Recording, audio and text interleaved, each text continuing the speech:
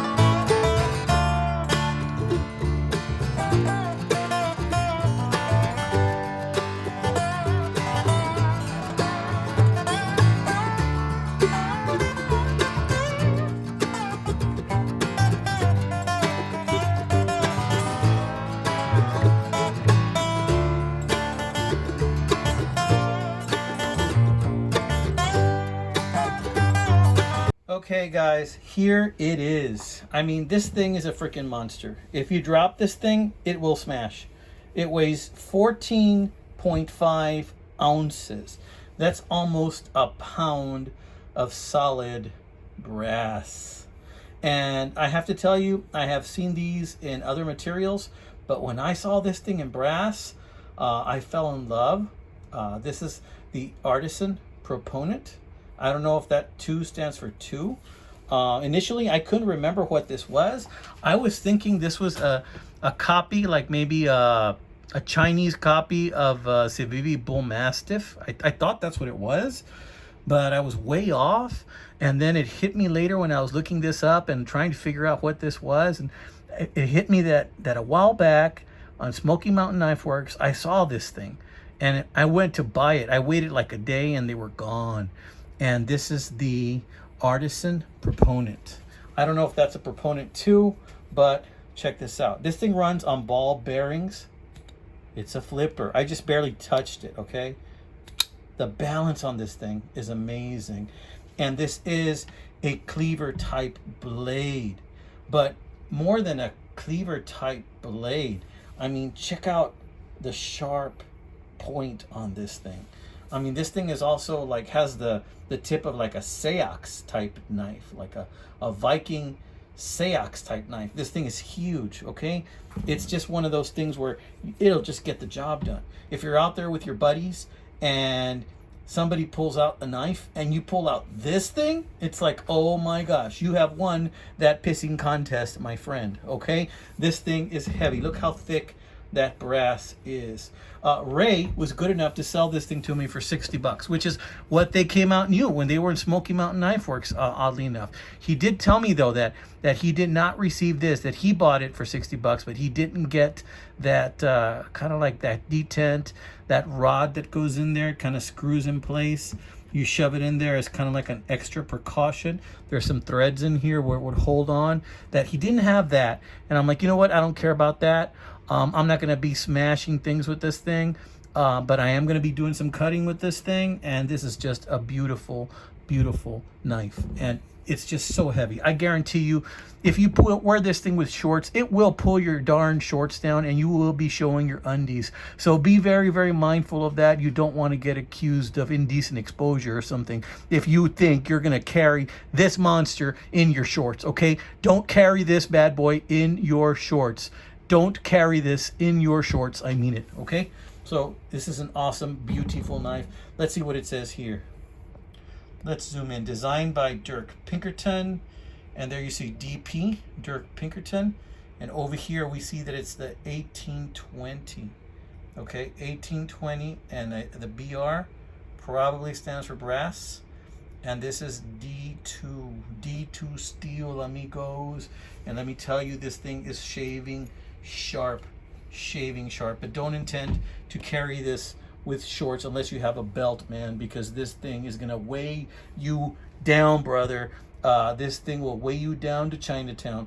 This is a heavy knife, but I was really psyched to find this over at Ray's, and I got to make a friend too. So a huge thank you going out to you, Ray. I hope you check out my channel, man, and if you want to sell any of your wares, you know, maybe drop some contact info if you want, or email me in the about section of my channel. And if you want to tell me like you know, what I can tell my viewers if they want to reach out to you. I only make it out to San Antonio like every few months, but man, I hope you're there when I go to Bussey's next time, man. And you have so many nice knives.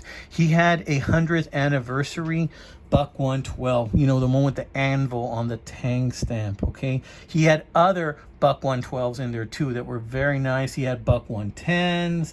He had a Leatherman, I think it was a Leatherman, I forgot if it was Leatherman Charge or Multi-Tool. Guys, you saw what he has. He has a bunch of fixed blades. He had a bunch of those push daggers. He had a really nice push dagger for $10 that I almost bought. But then I saw this thing and I got blinded, dude. I didn't tell Ray, but at one point I felt lightheaded. That's how bad it was, okay? I never had that effect before when I was looking at a bunch of knives. You know, it wasn't you, Ray. It wasn't you. Looking at you didn't make me lightheaded. It was looking at the knives, brother. Looking at all your knives is what made me lightheaded, dude. And oh, he had some nice ones, let me tell you. And I waited till the end to get to Ray's. Typically, I start there first, but on this day, I couldn't find any parking. So I had to drive way to the back. And I went to go to my usual vendor where she just has a bunch of stuff, but she was gone today. So I worked my way slowly, passing overpriced people wanting to charge me too much for something that just wasn't enough. And then I got to Ray, and it paid off. And let me tell you, if I had more money in the bank, I would go broke there. I told my wife, hey, do me a favor, Cash App Ray's wife so that I can buy something. And then my wife goes, is that all you're getting? I'm like, oh my God. And I realize she's okay with me getting more, but no. You see, I have to stop right there, because if I get more, then she might justify another purchase later. We don't want to do that. We want to keep things even, all right? So yeah, okay. So check this out, amigos. Ain't that a beautiful thing? All right, I hope you liked this episode of Knife Detector. Incidentally, I'm going to have to make room in my toolbox again. So I'm going to be selling a few knives. I'm going to be selling some knives that I got from that TSA knife lot that I showed you. I'm going to be selling a bundle of knives of those, TSA lot, and I'm also going to be selling some individual ones as well. So be on the lookout for those. All right, amigos? Y'all take care. God bless you, my friends. And by the time you see this video, those knives will already be on sale, guys. So you may want to check it out, all right? Take care. God bless.